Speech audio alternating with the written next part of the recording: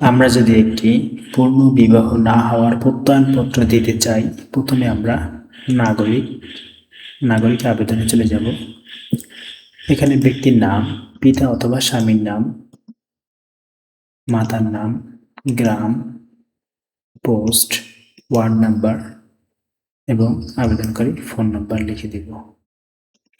সমস্ত তথ্যগুলো পূরণ হয়ে গেলে আমরা আবেদনকরণে ক্লিক করে দেব।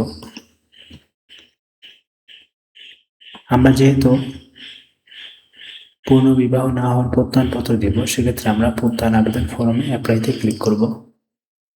প্রত্যয়ন নির্বাচনকরণ থেকে আমরা পূর্ণ বিবাহ না হওয়ার প্রত্যয়নটি সিলেক্ট করব এবং ডান পাশে সাবমিট অ্যান্ড প্রিন্ট বাটনে ক্লিক করব। পূর্ণ বিবাহ তথ্য স্বামী এবং স্ত্রী, যেহেতু ব্যক্তি এখানে পুরুষ, সেক্ষেত্রে আমরা স্ত্রী সিলেক্ট করব। যদি ব্যক্তি মহিলা হতো তাহলে আমরা স্বামী সিলেক্ট করতাম। তা আমি স্ত্রী সিলেক্ট করে দিলাম। এরপরে স্ত্রীর নাম, তো আমি স্ত্রীর নাম দিয়ে দিলাম।